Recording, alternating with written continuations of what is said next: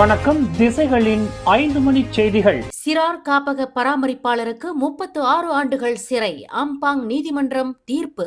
Batu Caves வட்டாரத்தில் உரிமம் இல்லாத சிறார் காப்பகத்தில் 5 சிறுவர்களை பாலியல் வன்கொடுமை செய்த குற்றத்திற்காக காப்பக பராமரிப்பாளர் ஒருவருக்கு 36 ஆண்டுகள் சிறை தண்டனையும் 6 பிரம்படிகளும் விதிக்கப்பட்டுள்ளன. 25 வயது ரத்னவேலு என்ற அந்த காப்பக பராமரிப்பாளர் அந்த காப்பகத்தில் தங்கியிருந்த 8, 10, 11, 12 மற்றும் 13 வயதுடைய 5 சிறுவர்களை பாலியல் ரீதியாக துன்புறுத்தியதாக 9 குற்றச்சாட்டுகள் கொண்டுவரப்பட்டன.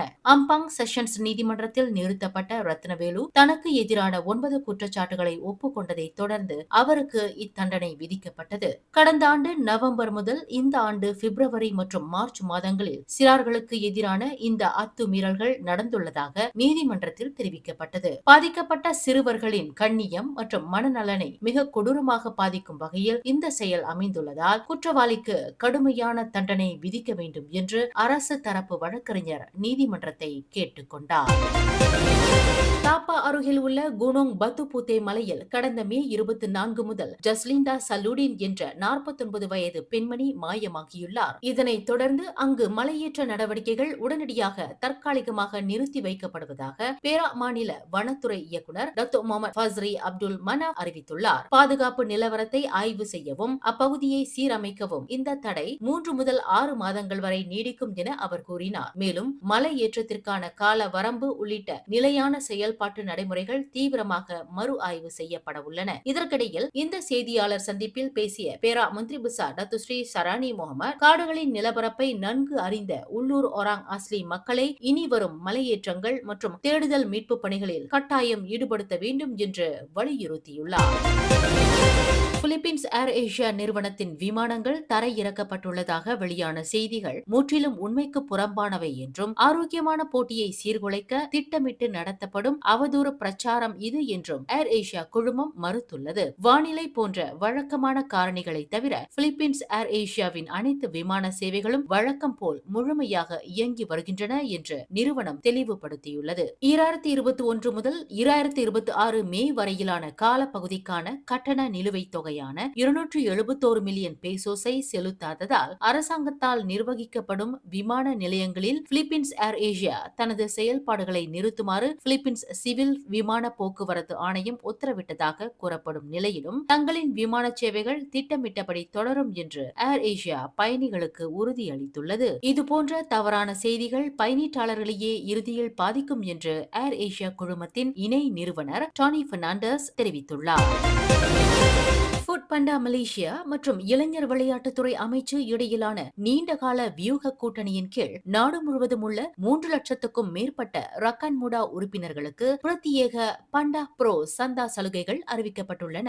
இளைஞர் மற்றும் விளையாட்டுத்துறை அமைச்சர் டாக்டர் முகமது தௌஃபிக் ஜொஹாரி முன்னிலையில் இந்த திட்டம் இன்று புத்ராஜயாவில் அதிகாரப்பூர்வமாக தொடங்கப்பட்டது. இதன் மூலம் பதிவு செய்த உறுப்பினர்கள் தங்களின் தினசரி உணவு மற்றும் மளிகை பொருட்களுக்கான தேவைகளை சிக்கனமாக பெற முடியும். குறிப்பாக 12 மாத கால பண்டா ப்ரோ சந்தா திட்டத்திற்கு 30 விழுக்காடு பிரத்யேக தள்ளுபடி வழங்கப்பட்டுள்ளதோடு வரம்பற்ற இலவச விநியோகம் மற்றும் கூடுதல் தள்ளுபடிகளையும் அவர்கள் பெறலாம் என்று இளைஞர் விளையாட்டுத்துறை அமைச்சர் டாக்டர் முகமது தௌஃபிக் விளக்கினார். MOU ini sebenarnya sangat-sangat penting kerana ini akan memberikan impak dan juga suatu kebaikan untuk anak-anak muda semua, kerana kalau kita lihat inisiatif rakan muda dengan 10 gaya hidup telah pun diberi nafas baru dengan pelancaran dilancarkan oleh Perdana Menteri sebelum ini dan தற்போதைய உறுப்பினர்களுக்கான விவரங்கள் 3 வாரங்களுக்குள் மின்னஞ்சல் மூலம் அனுப்பப்படும். புதியவர்கள் dbbelia.gov.my இணையதளத்தில் பதிவு செய்து 2 முதல் 3 வாரங்களில் இந்த சலுகையை பெற்றுக் கொள்ளலாம்.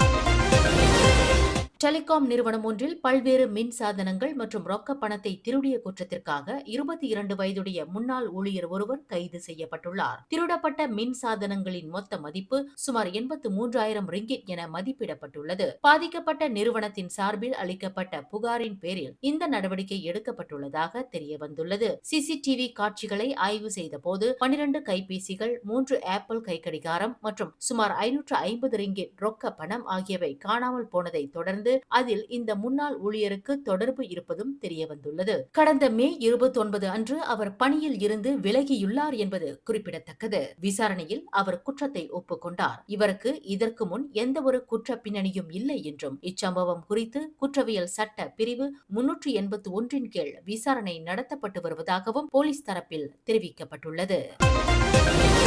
1 வயது 11 மாத பெண் குழந்தை கொலை செய்யப்பட்ட சம்பவம் தொடர்பில் நூர் ஷுஹைடா ஜமாலுடின் என்ற 32 வயது குழந்தை பராமரிப்பாளர் பெண் மீது இன்று செப்பாங் மஜிஸ்ட்ரேட் நீதிமன்றத்தில் கொலை குற்றம் சாட்டப்பட்டுள்ளது. 2 பிள்ளைகளுக்கு தாயான இவர் கடந்த மே 18ஆம் தேதி காலை 9:31 மணி முதல் 11:24 மணிக்கு இடைப்பட்ட நேரத்தில் செப்பாங் தமன் புத்ரா பிரடானா அடுக்குமாடி குடியிருப்பில் இக்குற்றத்தை புரிந்ததாக மஜிஸ்ட்ரேட் கைராத்தோல் அனிமா ஜலானி முன்னிலையில் நிறுத்தப்பட்டு குற்றம் சுமத்தப்பட்டது. குற்றவாளி என்று நிரூபிக்கப்பட்டால் மரண தண்டனை அல்லது 40 ஆண்டுகள் வரை சிறை தண்டனை விதிக்க வகை செய்யும் குற்றவியல் சட்டம் 302வது பிரிவின் கீழ் அவர் மீது கொலை குற்றச்சாட்டு சுமத்தப்பட்டது.